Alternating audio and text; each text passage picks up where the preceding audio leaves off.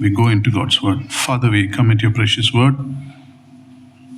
Be with your servants who stand in your name, and may this time be a blessing to each one of us, and most important, may your word come alive in our lives. May we be people of obedience. Thank you, Lord, in Lord Jesus' most precious name we pray. Amen. Let us turn to Matthew chapter 25. మత్తయి సువార్త 25వ అధ్యాయం. We'll read from 31 to 40 initially. 31 నుంచి 40వ వచనం వరకు చదువుకుందాం. మత్తయి సువార్త 25, 31 నుంచి 40వ వచనం వరకు. తన మహిమతో మనుష్య కుమారుడును ఆయనతో కూడా సమస్త దూతలను వచ్చినప్పుడు ఆయన తన మహిమ గల సింహాసనం మీద ఆసీనుడై ఉండును. అప్పుడు సమస్త జనములు ఆయన ఎదుట పోగు చేయబడుదురు. గొల్లవాడు మేకలలో నుండి గొర్రెలను వేరుపరుచున్నట్లు ఆయన వారిని వేరుపరిచి తన కుడివైపున గొర్రెలను ఎడమవైపున మేకలను నిలువబెట్టును. అప్పుడు రాజు తన కుడివైపున ఉన్నవారిని చూచి, నా తండ్రి చేత ఆశీర్వదింపబడిన వారులారా రండి, లోకము పుట్టినది మొదలుకొని మీ కొరకు సిద్ధపరచబడిన రాజ్యమును స్వతంత్రించుకొనుడి. నేను ఆకలిగొంటిని, మీరు నాకు భోజనము పెట్టితిరి. దప్పిగొంటిని, నాకు దాహమిచ్చితిరి. పరదేశిన ఇంటిని, నన్ను చేర్చుకొంటిరి. దిగంబరిన ఇంటిని, నాకు బట్టలు ఇచ్చితిరి. రోగిన ఇంటిని, నన్ను చూడవచ్చితిరి. చెరసాలలో ఉంటిని, నా యొద్దకు వచ్చితిరని చెప్పును. అందుకు నీతిమంతులు, ప్రభువా, ఎప్పుడు నీవు ఆకలిగొని ఉన్నట్టు చూచి నీకు ఆహారం ఇచ్చితిమి? నీవు దప్పుకొని ఉన్నట్టు చూచి ఎప్పుడు దాహం ఇచ్చితిమి? ఎప్పుడు పరదేశం అయినట్టు చూచి నిన్ను చేర్చుకొంటిమి? దిగంబరి అయినట్టు చూచి బట్టలిచ్చితిమి? ఎప్పుడు రోగివైనట్టు ఏనను చెరసాలలో ఏనను చూచి నీ యొద్దకు వచ్చితమని ఆయన్ను అడిగెదరు. అందుకు రాజు, మిక్కిలి అల్పులైన ఈ నా సహోదరులలో ఒకనికి మీరు చేసితిరి గనుక నాకు చేసితిరని నిశ్చయముగా మీతో చెప్పుచున్నానని వారితో అనును. In English, verse 31 starts with when the Son of Man comes. ఇంగ్లీష్లో 31వ వచనము, అప్పుడు తన మహిమతో మనుష్య కుమారుడు ఆయనతో కూడా వచ్చినప్పుడు నేను మాట చూస్తున్నాను. When means it will surely happen. అప్పుడు అని అంటే తప్పకుండా జరుగుతుంది. It's just a matter of time. అది కొంతకాల వ్యవధిలో జరుగుతుంది. You see, in life many things are uncertain. Some may happen, some may not happen. మన జీవితంలో అనేకమైనటువంటివి కొన్ని జరుగుతాయి, కొన్ని జరగవు. And here we see one thing that is absolutely 100% certain. ఇక్కడ 100% నిశ్చయముగా జరిగేది ఒకటి చెప్పబడింది. And that is a day of judgment is coming. ఇదిగో ఆయన రాకడ, ఆయన తీర్పు. And there will be only one person, the Lord Jesus Christ. He will be the judge of the whole earth. ఒకే ఒకరు, ఆయనే ప్రభు అయినటువంటి యేసుక్రీస్తు వారు లోకమునకు తీర్పు తీర్చనే ఉన్నాడు. Every other power will be silenced. ప్రతి ఒక్క శక్తి, అధికారం అప్పుడు నిశ్శబ్దంగా ఉంటది. On that day, the entire population of the world is separated into two groups. ఆ దినమందు సమస్త భూజనులందరూ కూడా రెండే గుంపులుగా చేయబడతారు. The sheep and the goats. మేకలుగా, గొర్రెలుగా. Sheep are categorized as those who have trusted in the Lord as this Lord and Savior. గొర్రెలనగా ప్రభు అయినటువంటి యేసుక్రీస్తు వారిని తమ సొంత రక్షణగా అంగీకరించిన వారు. And the goats are those who have not trusted. మేకలనగా ఎవరైతే ఆయన యందు విశ్వాసం ఉంచలేదో. There is no other third group. మూడవ గుంపు అనేది లేదండి. Sheep go to eternal life, the goats go to eternal punishment. గొర్రెలనేవి నిత్య జీవానికి మార్గం చూపబడతాయి, మేకలనేవి నిత్య నాశనానికి వెళ్ళబడతాయి. Now these two, sheep and goats, though they have many differences, they are similar animals. మనం చూసినట్లయితే చూడటానికి రెండు ఒకేలాగా ఉంటాయి, కానీ వారి యొక్క జీవిత విధానాల్లో ఎంతో వ్యత్యాసం ఉన్నది. You know, these animals are used to highlight the fact that some people who think they are believers may not be believers. ఈ యొక్క వాక్య సత్యం ద్వారా మనం ఒకటి గుర్తుపెట్టుకోవాల్సింది ఏంటంటే, కొంతమంది విశ్వాసులు అనుకునేటువంటి వారు విశ్వాసులుగా ఉండకపోవచ్చు. You may act like a believer, but you may not be a believer. నీవు విశ్వాసి వలె నటించవచ్చు, కానీ విశ్వాసివి కాకపోవచ్చు. You may come to the same church, you may be part of the same families, and you cannot always make out the difference. ఒకే మందిరానికి రావచ్చు, ఒకే కుటుంబంలో ఉండొచ్చు, కానీ ఎల్లప్పుడూ కూడా భేదము కలిగి ఉంటావు. And in this part, sadly, a lot of such believers will realize only in the very end that they are not saved actually. కానీ విచారం ఏంటంటే, ఇక్కడ కనిపించిన చాలా మంది చివరి వరకు వారికి తెలియదు మేము ఇంకా రక్షింపబడలేదని. They don't realize it. Why don't they realize that? వారు ఎందుకు తెలుసుకోలేకపోయారు? Because the standard by which they evaluated themselves was wrong. ఎందుకనగా వారు తమ్మును తామును కొలుచుకునేటువంటి ప్రమాణాలు అవి తప్పు. The standard they used to evaluate themselves was completely different from the way God evaluates. దేవుడు మనల్ని కొలిచేటువంటి కొలత, మనల్ని మనం కొలుచుకునేటువంటి కొలత, ఈ రెండు కొలబద్దలు తేడా ఉన్నాయి. And one of the important ways God evaluates is highlighted in this parable. ఈ యొక్క ఉపమానములో దేవుడు ఎలాగ మనల్ని ఏ ప్రమాణంలో కొలుస్తున్నాడు ఇక్కడ చెప్పబడింది. This parable reminds that God's evaluation of people on the final judgment will be based on how they treated the poor and needy that God sent into their lives. ఇదిగో దేవుడు మన జీవితాల్లో పేదవారిని, దరిద్రులను పంపించినప్పుడు మనం వారికి ఏ విధంగా పరిచర్య చేసామనే దాన్ని ఆధారము చేసుకొని దేవుడు ఆ యొక్క తీర్పులో వారికి చెప్తున్నాడు. Here God's evaluation is based on the way they treated sick and weak people that God sent into their lives. ఆ దేవుడు వారి జీవితాల్లోకి అనారోగ్యంగా ఉంటే వారిని, అలాగే పేదవారిని పంపించినప్పుడు వారు ఎలాగో వారి పట్ల ప్రవర్తించారో దాన్ని బట్టి దేవుడు తీర్పు తీరుస్తున్నాడు. Now let's be clear about one thing. The Lord Jesus is not teaching that good works will result in salvation. That is not the teaching. ఒకటి గుర్తుపెట్టుకోండి, దేవుడు మీ మంచి కార్యాలను చూసి మీకు రక్షణ ఇస్తాడని కాదు. Salvation is by faith and faith alone. రక్షణ అనేది విశ్వాసము మూలమున, విశ్వాసము ద్వారానే. But the teaching here is our actions are evidence of our salvation. ఇక్కడ చెప్పబడుతుంది ఏంటంటే మనము చేస్తున్నటువంటి కార్యాలు మనము నమ్మినటువంటి విశ్వాసానికి కార్యరూపకాలు. In other words, how we treat those in need reflects the genuineness of our faith. మరి ఒక మాటలో చెప్పాలంటే మనం ఇతరులతో ఎలా స్పందిస్తామో అది మన నిజమైనటువంటి విశ్వాసాన్ని కనుపరుస్తుంటది. The good works of God's children are not the reason why they are saved, but they are the evidence of salvation. దేవుడు మన ద్వారా జరిగించేటువంటి కార్యాలు మనం రక్షింపబడ్డామనే దానికి నిశ్చయితగా అవి చూపించబడుతున్నాయి. Our behavior reveals whom we belong to or who is in our hearts. మనం జీవించేటువంటి జీవిత విధానము మనం ఎవరికి చెందిన వారం అనేది అవి చూపిస్తుంటాయి.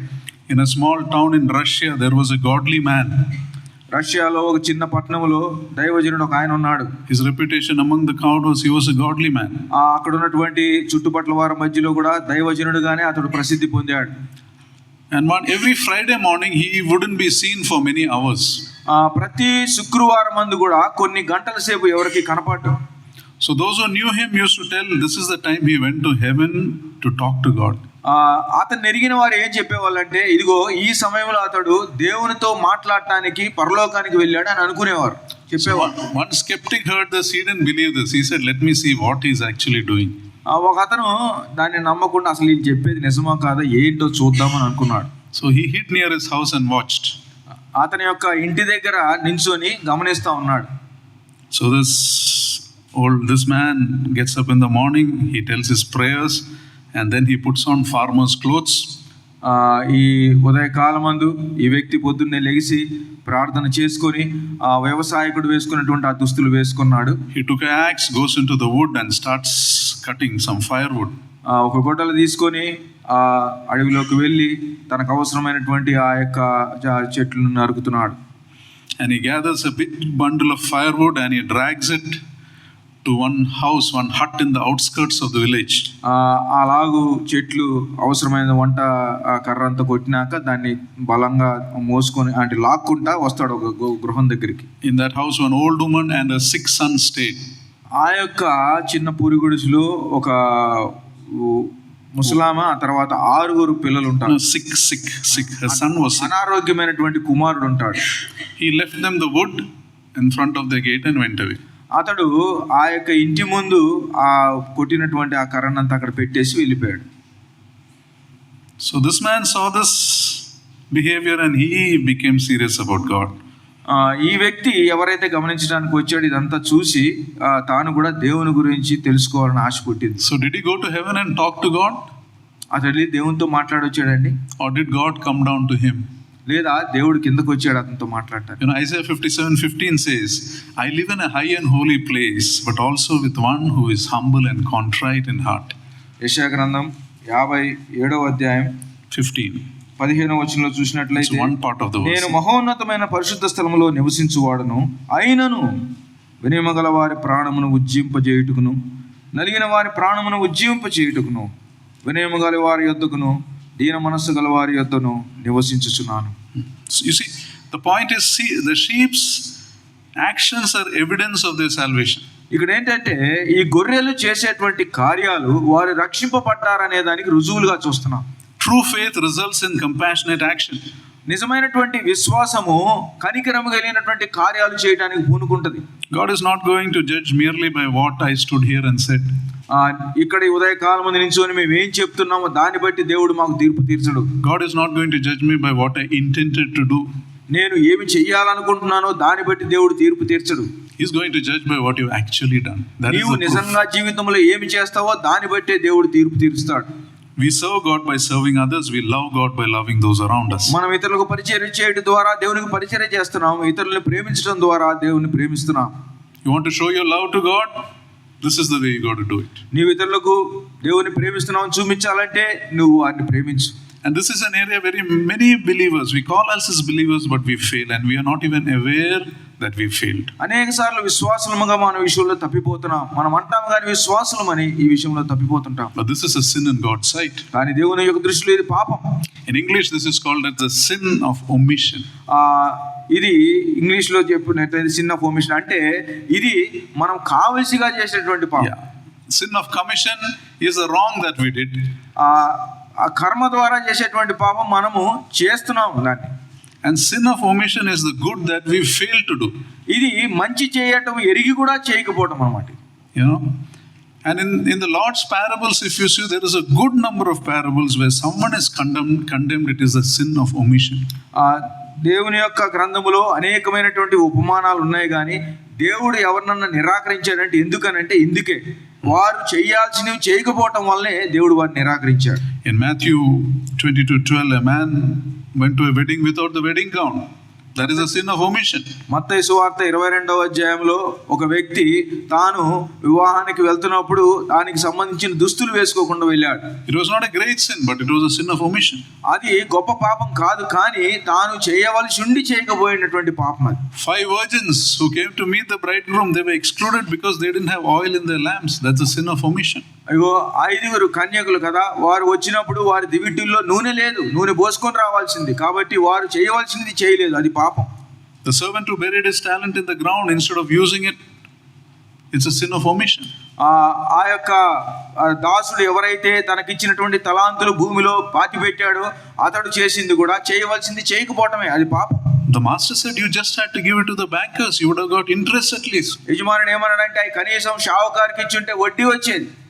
The rich man who failed to take care of Lazarus, they were living maybe a few hundred feet away. ధనికుడైనటువంటి వాడు లాజర్ని చూసినప్పుడు కేవలం 100 అడుగుల దూరంలో ఉన్నాడేమో. His was the sin of omission. అతడు కూడా చేయవలసినది చేయలేదు, అది పాపం. As believers, we are thankful, many of us, for the luxuries and comforts God has given us, which is good. విశ్వాసముగా దేవుడు మనకి ఇచ్చినటువంటి సౌకర్యాలను బట్టి సౌఖ్యాలను బట్టి మనం దేవుని ఎంతో స్తుతించవలసిన వారం ఉంటున్నాం. But we usually don't ask this question, Lord, why have you blessed me with so much? Isn't it that I should be a blessing to someone? కానీ చాలా సార్లు మనం ఇది ప్రశ్న వేసుకోం, ఏంటంటే ప్రభువా నీవు నన్ను ఎందుకు ఇంత అమితముగా దీవించావు, ఇతరులకు ఆశీర్వాదకరంగా ఉండటానికి కాదా? We see so much of poor and needy, but we fail to realize God has kept them in our lives for a purpose. చాలా సార్లు మనము ఇలాగ పేదవారిని దరిద్రులను చూస్తుంటాము, దేవుడు మన జీవితంలో వారిని పెడతాడు, కానీ మనం ఏమనుకుంటున్నాం? And this passage says this is an important basis on which you will be judged and rewarded. ఈ యొక్క వాక్యంలో ఇప్పుడు మనం చదువుకున్నప్పుడు మనము ఎలాగో ఏమి చేస్తున్నామనే దాని మీద ఆధారముగానే దేవుడు తీర్పు తీరుస్తున్నాడు. Let's read verse 41 to 45. 41 నుంచి 45 వచనాలు చూసుకుందాం. All these are sins of omission. ఇవన్నీ కూడా చేయాల్సినవి చేయకపోవటం. అప్పుడు ఆయన ఎడమ వైపున ఉండి వారిని చూచి, శపింపబడిన వారులారా, నన్ను విడిచి అపవాదికిని వాని దూతలకును సిద్ధపరచబడిన నిత్యాగ్నిలోనికి పోవుడి. నేను ఆకలి గొంటిని మీరు నాకు భోజనం పెట్టలేదు, దప్పిగొంటిని మీరు నాకు దాహం ఇయ్యలేదు, పరదేశినై ఉంటిని మీరు నన్ను చేర్చుకొనలేదు, దిగంబరినై ఉంటిని మీరు నాకు బట్టలు ఇయ్యలేదు, రోగినై చెరసాలలో ఉంచిని మీరు నన్ను చూడరాలేదని చెప్పును. అందుకు వారు, ప్రభువా మేమెప్పుడు నీవు ఆకలి కొనినటైనను దప్పికొనినటైనను పరదేశి వైనుటి అయినను దిగంబరి వైనుటి అయినను రోగి వైనుటి అయినను చెరసాలలో ఉండుట అయినను చూచి నీకు ఉపచారము చేయకపోతేమని ఆయనను అడిగెదరు.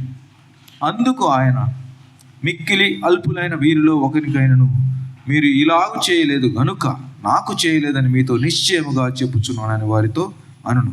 వీరు నిత్య శిక్ష. Now you see, many of the injustices that we see today in this world are because the people who knew about the injustice kept silent. నేటి దినాల్లో జరుగుతున్నటువంటి అన్యాయం అంతా కూడా ఎందుకు జరుగుతుందంటే మనము ఎరిగి దాని విషయంలో సరిగా న్యాయముగా ప్రవర్తించకపోవటం బట్టి అది జరుగుతుంది. James 4:17 says, whoever knows the right thing to do and fails to do it, for him it is sin. యాకోబు పత్రిక 4:17 చూసినట్లయితే, కాబట్టి మేలైనది చేయనెరిగియు అలాగు చేయని వానికి పాపం కలుగును. In the USA, in Hollywood, there was a famous movie producer by the name Harvey Weinstein. హాలీవుడ్లో హార్వీ వెయిన్స్టీన్ అనేటువంటి గొప్ప మూవీ ప్రొడ్యూసర్ ఉన్నాడు. Many actors and actresses became famous through him. ఆయన ద్వారా ఎంతో మంది యాక్ట్రెస్లు కూడా గొప్పవారయ్యారు. But you know what? He used to sexually abuse these actresses. కానీ వారిని లైంగికంగా ఎంతో వేధించేవాడు. And this went on for 3 decades, more than 30 years. అలాగ 30 సంవత్సరాలు దాదాపుగా కార్యం చేస్తూ వచ్చాడు. Finally, some people spoke. That's how this Me Too movement started. Some people spoke up and he was arrested and now he's in prison. ఆ తర్వాత ఎవరో ఒకరు దాని గురించి బయట పెట్టారు. ఇప్పుడు అతను జైల్లో ఉన్నాడు. Now the question is, why did people tolerate his abusive behavior for more than 3 decades when people around him knew about it? 30 సంవత్సరాలు ఎందుకు ప్రజలు దాన్ని సహిస్తూ ఓర్స్తూ వచ్చారు? Why did none of the people who worked with Weinstein expose his abuse of women? ఎవరు కూడా ఆయనతో పాటు ఉన్నటువంటి వారు ఆయన చేస్తున్నటువంటి ఆ అనైతికమైనటువంటి కార్యాలను ఎందుకు బయటకు పెట్టలేదు? One person said like this, it is the problem was the ambition of people. ఒకరు ఇలా చెప్పారు, ఏంటంటే ఒకరికి ఉన్నటువంటి ఆశయాలే దానికి సమస్య. Weinstein offered people the path of being famous and few could refuse that. ఈ వైన్స్టీన్ అనే వ్యక్తి వారు ఎలాగో సఫలీకృతులై అధికమైనటువంటి స్థితికి వెళ్ళాలో వారికి అవన్నీ ఆయన వాగ్దానం చేశాడు. అందును బట్టి వారు దాన్ని చెప్పలేకపోయారన్నారు. When people knew that he was abusing women, they had a choice. They had 2 choices. ఆయన ఇలాగో స్త్రీలను వేధిస్తున్నప్పుడు వారికి 2 అవకాశాలు ఉన్నాయి. One, they could risk their careers by telling the authorities what they knew. ఒకటి, వారి జీవితాల్లో జరుగుతున్నటువంటి ఈ కార్యం గురించి చెప్పి వారు పైకి వెళ్ళకుండా లేకపోతే జీవితంలో పైకి వెళ్ళకుండా వారు ఆగిపోవటం. Second, they could hide behind the excuse that why should I involve and create problems for myself. రెండవదిగా, ఎందుకు నేను ఇది చెప్పి సమస్యల్లోకి వెళ్ళాలా, నా జీవితాన్ని నేను జరిగించుకుంటాలే అని అనుకోవటం. And they conveniently chose the second option. చాలా మంది ఆ రెండవ దాన్ని ఎన్నుకున్నారు. We forget, how about now forget about all of them. Why do we not speak about the wrong that sometimes we see happening around us? వారందరి గురించి అట్లా పక్కకు పెట్టండి. మనం ఎప్పుడన్నా లోకంలో ఇలాంటి అన్యాయాలు జరిగితే మనం ఎందుకు మాట్లాడలేదు? The same rationalization. ఇలానే మనం ఆలోచించవచ్చు. Why get involved and create problems for myself? మనం ఎందుకు దాంట్లో తలదూర్చుకొని సమస్యలు పెద్దవి చేసుకోవాలా? I have a friend who works in the government department. Government డిపార్ట్మెంట్లో పనిచేస్తున్న. He takes a stand against corruption. He is not corrupt. ఆయన ఇగో ఈ లంచగొండితనానికి ఎదురుగుండేవాడు. They put him on a transfer to Jangaon, I think. Near Siddipet, about 70 kilometers from here. Every day he has to travel and come back. Why get involved? Why risk? ఆయన transfer చేశారు. రోజు 70 కిలోమీటర్లు వెళ్ళి రావాల్సిన పరిస్థితి వచ్చేది. You see, many injustices happen in this world because people who know about the injustice kept silent, and that includes those who call themselves Christians and believers. లోకములో అనేకమైనటువంటి అన్యాయమైనటువంటి అకృత్యాలు జరగటానికి కారణం తెలిసి కూడా న్యాయంగా వాటిని జరిగించకపోవటం. కానీ విశేషం ఏంటంటే దాంట్లో క్రైస్తవులు కూడా ఉన్నారు. Now, when we look at incidents of fallen Christian leaders or unfaithful ministries that are corrupt, we see there are 2 reasons why they became unfaithful. నేటి దినాల్లో క్రైస్తవ సంస్థల అధికారులు కానివ్వండి, అధినేతలు కానివ్వండి, ఇలా పడిపోయినటువంటి స్థితిలో ఉండటానికి 2 కారణాలు ఉన్నాయి. One is they get caught in a financial fraud. మొట్టమొదటిగా వారు ఆర్థిక సంబంధమైనటువంటి లావాదేవీల్లో ఇరుక్కుని ఉంటారు. Or second, there is a sexual misconduct. లేదా వారి జీవితంలో అసాంఘికమైనటువంటి ప్రవర్తన ఉండొచ్చు. And in both these, the employees of these people cover it up and not let others know. ఈ రెండు పరిస్థితుల్లో కూడా వారి దగ్గర పని చేస్తున్న వారికి ఇదంతా తెలుసు కానీ వారు దాన్ని దాస్తుంటారు. Many of these employees call themselves believers, but they're more interested in saving their jobs than exposing what the Lord wants them to expose. ఇగో ఇలాగో అక్కడ చుట్టూ పని చేస్తున్న వారు చాలా మంది విశ్వాసులు ఉంటారు కానీ వారి ఉద్యోగాల కొరకు వారి పై అధికారులు చేస్తున్నటువంటి తప్పును బయట పెట్టరు. You see, that's not righteousness. That is a polluted righteousness. అది నీతిమంతత్వం కాదండి. అది దాని వల్ల ఎంతో అక్కడ అనైతికమైన కార్యాలు జరుగుతున్నాయి. Proverbs 25:26 says, సామెతలు 25:26 ఇలాగ చెప్తుంది. Like muddied spring or polluted fountain is a righteous man who gives way before the wicked. సామెతలు 25:26 కలకలు చేయబడిన ఊటయు చెడిపోయిన బుగ్గయు నీతిమంతుడు దుష్టునికి లోబడుటయు సమానములు. You say when injustice happen to us, around us, especially to those who cannot defend themselves, God looks for us to involve. ఎప్పుడైతే మన చుట్టూ అనైతికమైనటువంటి కార్యాలు లేదా అన్యాయాలు జరుగుతున్నాయో దేవుడు అక్కడ మనం పెట్టాడంటే దాని విషయమై మనకి బాధ్యత ఉందనే సంగతి మనం గ్రహించాలి. In Luke 10:29, an expert of the law asked the Lord, "Who is my neighbor?" లూకాసు వార్త 10వ అధ్యాయంలో ఒక ధర్మశాస్త్రోపదేశకుడు అన్నాడు, ఎవరు నా పొరుగువాడని. And the Lord tells him the parable of the good Samaritan. అప్పుడు ప్రభువు వారు మంచి సమరయుడు ఉపమానం చెప్పాడు ఆయనకి. We know the parable, right? మనకందరికి తెలుసు ఆ ఉపమానం. The priest and the Levite did not help that wounded dying man lying on the street. ఆ యాజకుడు గాని లేవీయుడు గాని ఆ పడిపోయినటువంటి ఆ యొక్క దెబ్బలు తిన్నటువంటి వ్యక్తికి ఏమాత్రం సహాయం చేయలేదు. And the Samaritan, who was a hated community hated community, came and helped him. కానీ ఆ సమరయుడు అదే యూదులు ద్వేషించేటువంటి వ్యక్తి దగ్గరకు వచ్చి అతనికి సహాయం చేశాడు. And to that expert's question, the Lord Jesus answered, "Anytime you see someone in need, that person is your neighbor," he said. అప్పుడు ప్రభువారు ఆ ధర్మశాస్త్రోపదేశకుడు ఏమన్నాడంటే ఎవరైతే ఎప్పుడైనా అవసరతలు ఉన్నారో వారే నీకు పొరుగువారు అన్నాడు. Martin Luther King said like this. Martin Luther king గారు ఇలా చెప్పారు. When the Levite and the priest saw this man, the question they asked was, "If I stop to help this man, what will happen to me?" ఈ లేవీయుడు కానీ యాజకుడు కానీ అక్కడ ఆగకుండా చేసింది ఏంటంటే ఒకవేళ నేను ఆగి అక్కడ అతనికి సాయం చేస్తే నాకేమవుతుంది అనే ఉద్దేశం వారికి ఒకవేళ ఉన్నాము. But the good Samaritan reversed that question. He said, "If I do not stop to help this man, what will happen to him?" కానీ మంచి సమరయుడు వేసుకున్నటువంటి ప్రశ్న ఏంటంటే నేను ఆగి ఆ వ్యక్తికి మంచి చేయకపోతే మరి ఎవరు చేస్తారు? So if you meet someone in need today, what question will you ask? కాబట్టి ఉదయకాలం ముందు ఎవరన్నా అవసరతలు ఉంటే మీరు ఎటువంటి ప్రశ్న వేసుకుంటారు? Last week we were remembering one incident in the life of Sadhu Sundar Singh. సాధు సుందర్ సింగ్ గారి జీవితంలో జరిగిన ఒక నిజమైనటువంటి దాన్ని పోయిన వారం గుర్తు చేశారు. That highlights this attitude. అది ఈ యొక్క గుణాన్ని బయటపరుస్తుంది. One day he was walking towards a place or a village that was far away. ఒక దినమందు దూరం ఉన్నటువంటి గ్రామానికి నడుచుకుంటూ వెళ్తున్నారు. And he had to reach by about 6 p.m. in the evening. సాయంత్రం 6 గంటలకల్లా చేరాలా. Because it was a very cold time, and if you don't reach, it snows, and if you don't reach by 6, you can be frozen to death. అక్కడికి 6 గంటలకల్లా సాయంత్రం చేరకపోతే మంచు చేత నువ్వు గట్టగట్టిపోతావు, చనిపోతావు. And as he was walking, another man joined him. అలాగ వెళ్తుంటే మరొక వ్యక్తి అతను కలుసుకున్నాడు. I think he was a Buddhist. అతడు బౌద్ధుడు. The reason why he walked with Sadhu was for safety reasons. Two people are going together are safer than one person going. అతడు సాధు సింగర్తో కలిసి నడవటానికి ఎందుకనంటే మంచిది అలాగ వెళ్ళటం వల్ల అపాయం ఏం జరగదన్న ఉద్దేశంతో నడుచుకుంటూ వెళ్తున్నారు. And as they were going, the weather suddenly became bad.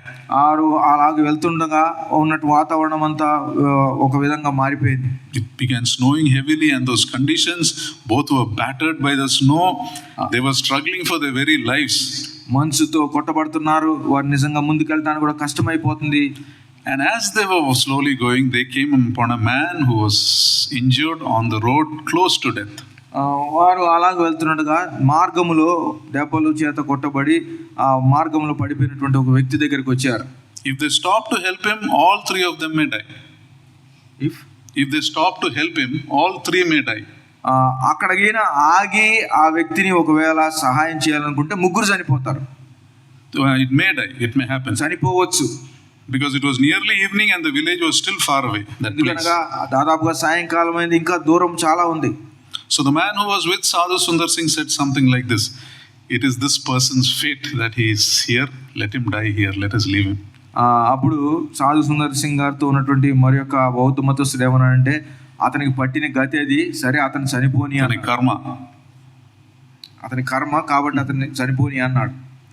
But Sadhu Sundar Singh realized God brought me to him to save him, not to leave him. కానీ సాధు సుందర్ సింగ్ ఏమనుకున్నాడంటే, దేవుడు నన్ను అక్కడ పంపించిందే అతను బ్రతికించడానికే గాని అలా వదిలిపెట్టడానికి కాదు. See, he had that attitude, if I don't help, what will happen to him? చూసారా, అతనికి నేను సహాయం చేయకపోతే అతనికి ఏమవుతుంది? So he said to the other person, help me carry this person down the mountain. అప్పుడు అన్నాడు ఆ పక్కన వ్యక్తితో, ఇదిగో ఈ వ్యక్తిని మనం మోసుకుని పోదాం, సహాయం చేయి అన్నాడు. We can't leave him here. అతన్ని ఇక్కడ వదిలిపెట్టలేం.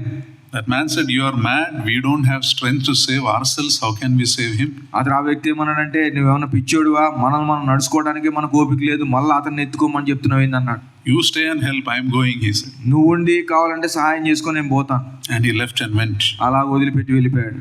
So Sadhu Sundar Singh slowly started carrying this person and walking, sometimes falling, walking, keeping him down. The whole process was delayed. 6 o'clock passed.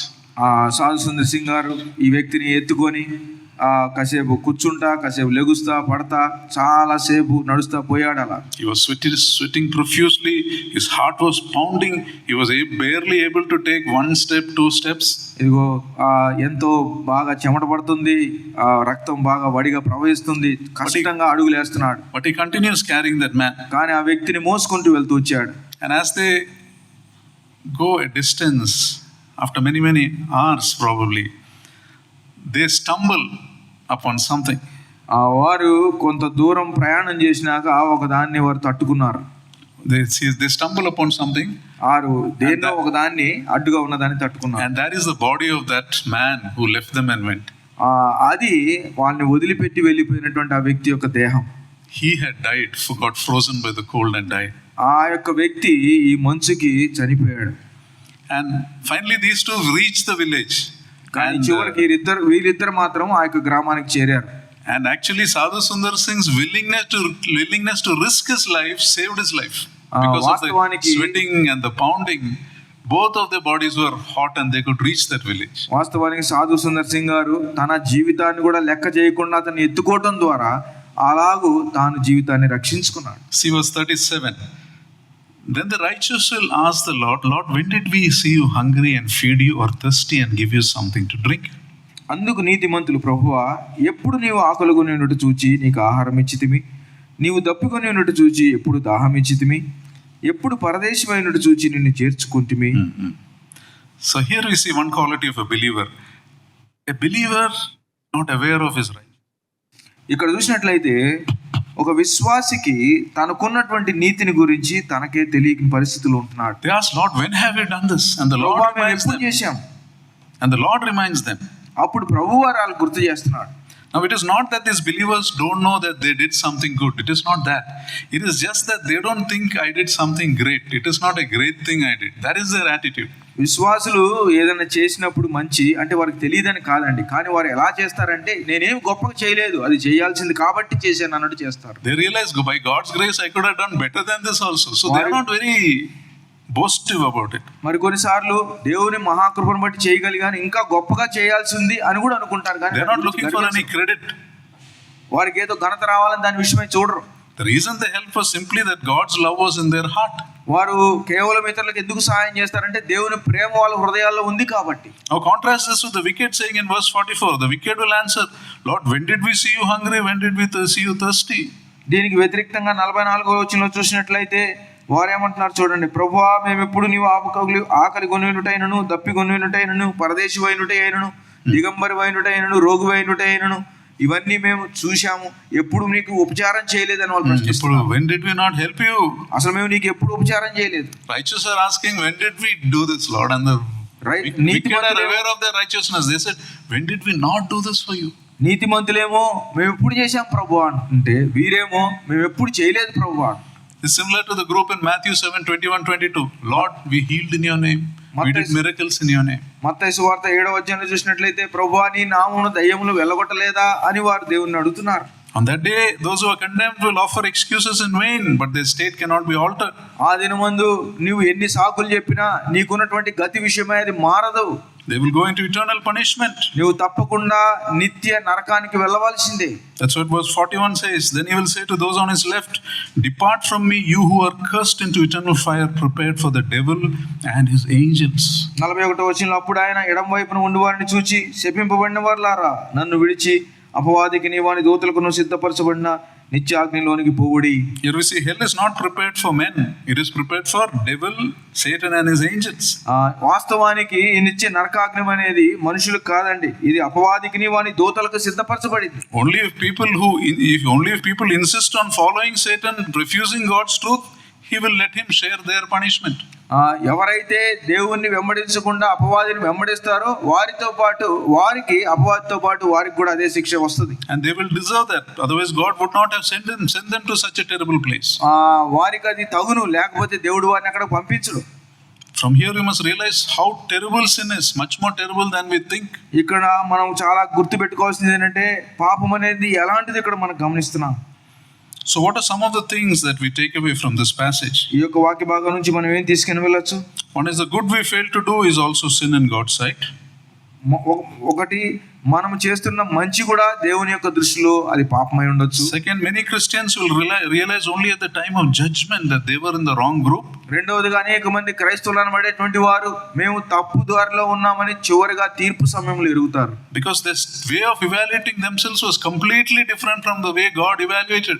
ఎందుకనగా వారు వేసుకునేటువంటి ప్రమాణాలు, వారి కొలతలన్నీ కూడా దేవునికి విరుద్ధంగా ఉన్నాయి.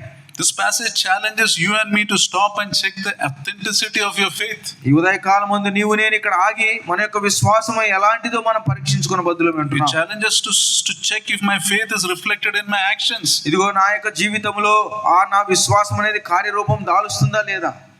Do your actions and your attitude reflect that, prove that you are truly a recipient of the salvation? నీ యొక్క కార్యములు, నీ యొక్క జీవిత విధానము నువ్వు నిజంగా రక్షింపబడినావన్న సంగతిని రుజువుపరుస్తున్నాయా? You see, this passage reminds us that our faith is not a passive belief. I believed in the Lord Jesus Christ. It's a transformative force at work in our lives. ఈ వాక్యంలో చూసినట్లయితే యేసుక్రీస్తు వారి యొక్క రక్షణ కార్యము జరిగించబడిందని అంతటితో ఊరుకునేది కాదు, కానీ దినదినము మన జీవితాల్లో కార్యాలను జరిగించేటువంటి కార్యములుగా చూస్తున్నాం. People must look at your life and say, he is looking more like the Lord Jesus. అనేకులు మనల్ని చూసి మనం ప్రభువైన యేసుక్రీస్తు వారిని పోలి ఉన్నామని వారు చెప్పాలా. There was a story of a famous general by the name Bartle Fair. Bottle fair అనేటువంటి ఒక జనరల్, మిలిటరీ జనరల్ గురించి ఒకటి ఉంది. In those days the traveling was on railroad. ఆ కాలంలో రైలు మార్గం గుండా వెళ్ళి వస్తుండేవారు. So this general was on a tour for many days, many weeks. అనేక వారాలు ఈ జనరల్ గారు ప్రయాణం చేస్తూ వచ్చాడు. And is coming home. తిరిగి ఇంటికి వస్తున్నప్పుడు so his wife goes with the driver, drives to the railway station to pick him up. తన భార్య అలాగూ డ్రైవర్ని తీసుకొని రైల్వే స్టేషన్కి వెళ్తుంది. This driver was a newly hired person. He was hired when the general was absent. ఈ యొక్క driver గారు కొత్తగా రిక్రూట్ చేసుకున్నారు. అతను వెళ్ళినప్పుడు ఈయన లేడు. So the wife, he parks the car and the wife tells, go bring the general, she says. భార్య ఏమనిందని అంటే కార్ అక్కడ ఆపి నువ్వు వెళ్ళి జనరల్ గారిని తీసుకొని రా అని. So this servant says, how should I make out who's the general? అప్పుడు ఈ డ్రైవర్ గారు ఈయన అన్నాడు, నేను అసలు జనరల్ గారు ఎవరినో నేను ఎట్ట గుర్తించాలన్నాడు. The wife said, just look at a tall person, he will be helping somebody, she said. ఆమె ఏమనిందంటే ఎత్తుగా ఉంటాడు, ఎవరికో ఒకరికి సహాయం చేస్తుంటాడు, ఆయనే ఇంకా అని చెప్పి. With that description he went and found him. ఆడ చెప్తే వెళ్ళి కనుక్కున్నాడు. He found the general helping an old lady out of the village, out of the railway carriage. ఆయన ఇదిగో ఆ యొక్క వ్యక్తి రైలులో నుంచి వస్తున్నటువంటి ఒక వృద్ధురాలికి సహాయం చేస్తున్నట్టుగా ఆయన కనుగొన్నాడు. What a wonderful testimony before God to be known as a person who's always helping somebody. ఇగో ఈ ఉదయ కాలం ముందు అది ఎంత గొప్ప సాక్ష్యం అండి, ఎల్లప్పుడూ కూడా మనం ఇతరులకు సహాయం చేస్తూ ఉంటాం. You see, this passage reminds us that grace and forgiveness are not theological concepts. It's something that must be alive in your life. దేవుని యొక్క కృప, క్షమాపణ అనేది అది ఏదో వ్రాతపూర్వకంగా అక్కడికే పరిమితమైంది కాదు, కానీ మన జీవితంలో అది కార్యరూపం కావాలి. When the Son of Man comes in his glory, he is going to separate the sheep and the goats. తన మహిమతో మనిషి కుమారుడు వచ్చినప్పుడు సమస్త దూతలతో ఆయన ఇలాగ వేరు చేస్తాడు. We can be in the same family, we can be in the same church. మనం ఒకటే కుటుంబంలో ఉండవచ్చు, ఒకటే మందిరంలో రావచ్చు. When he comes, when means it's just a matter of time. ఇగో ఆయన వచ్చినప్పుడు, అంటే ఆయన ఎప్పుడు వస్తాడో అది క్షణం మాత్రమే ఉండొచ్చు. Just a matter of time before the wicked will go into eternal punishment and the righteous to eternal life. ఆయన ఏ క్షణంలోనే రావచ్చు. ఇదిగో నీతిమంతులు పరలోకానికి చేర్చబడతారు, ఆయన ఎరుగని వారు ఇదిగో నరకానికి వెళ్తారు. You see, on our time on earth, God sets before us life and death. We choose what we want. జీవితంలో మనం ఈ లోకంలో ఉంటుండగా దేవుడు మన ముందు మరణాన్ని పెట్టాడు, జీవాన్ని పెట్టాడు. అది మన యొక్క నిర్ణయం, ఏది తీసుకోవాలనేది. He sets before us good and evil. You choose what you want. దేవుడు నీ ముందు మంచి చెడులు పెట్టాడు, నీవు ఎన్నుకో ఏది మంచిదో, ఏది కావాలో. He sets before us blessing and curse. You choose what you want. దేవుడు నీ ముందు ఆశీర్వాదాన్ని, శాపాన్ని పెట్టాడు, ఏది కావాలో నీవు కోరుకో. And whatever you choose as your path on earth will be your path for eternity. నీవు ఈ భూలోకంలో ఎటువంటి మార్గాన్ని నీవు కోరుకుంటావో అది నిత్యత్వానికి కూడా అదే నీకు దారి. You choose life, you will be with God. నువ్వు జీవాన్ని కోరుకుంటే నీవు దేవునితో ఉంటావు. You choose death and evil, you will go to the place prepared for the demons and Satan. నువ్వు మరణాన్ని కోరుకున్నట్లయితే, చెడుతనాన్ని కోరుకున్నట్లయితే, ఇదిగో అపవాదికి నీ వాని దూతలకు నువ్వు సిద్ధపరచబడిన దాంట్లోకి వెళ్తావు. Therefore choose wisely. కాబట్టి జ్ఞానయుక్తంగా కోరుకోండి. Therefore live wisely. కాబట్టి జీవితంలో జ్ఞానముగా బ్రతకండి. When you say you're a believer, that must be seen. కాబట్టి The life of a believer is seen. A life of a believer is a blessed life. It is a fragrance. It spreads God's blessing to others. కాబట్టి నీ విశ్వాసం అని చెప్పుకున్నట్లయితే నీవు ఇతరులకు సువాసనగా, ఇతరులకు ఆశీర్వాదకరంగా ఉండవలసిన వాడుకుంటున్నావు. Let us pray. Father, we thank you for this time you have given us. We thank you for your precious word that teaches us that when we say we believe in you, Lord Jesus, we cannot be saved by good works, but the work we do is an indication of how genuine our faith is. And what a tragedy it would be, Lord, to think at the end of all of it, to hear those terrible words, I never knew you. What a worst kind of deception, Lord. Therefore, may we be careful about the life we live. May we be careful about the people you bring into our lives and ask ourselves, why have you brought this person? And prayerfully look to be a blessing in your name. May we realize, Lord, that the only thing that matters is when you evaluate us, we must be right in your sight. Whatever we are worrying about today will not matter. Whatever is making us stress today will not matter on that day. Whatever we are struggling for or running after will not matter on that day. The only thing that will matter is, were we right in your sight? Lord, you have given us wisdom, you have given us intelligence. We are smart people, so many of us, but we use that smartness to build up earthly things and not build a relationship with you. And therefore we turn out to be foolish at the end of it all.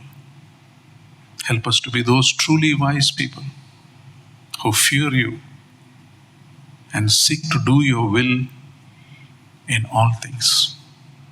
We thank you, we praise you, Master. In Lord Jesus' most precious name we pray. Amen.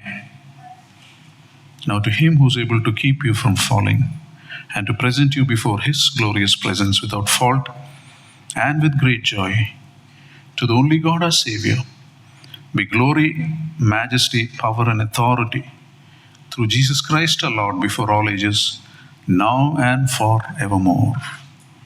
Amen. Thank you. God bless you.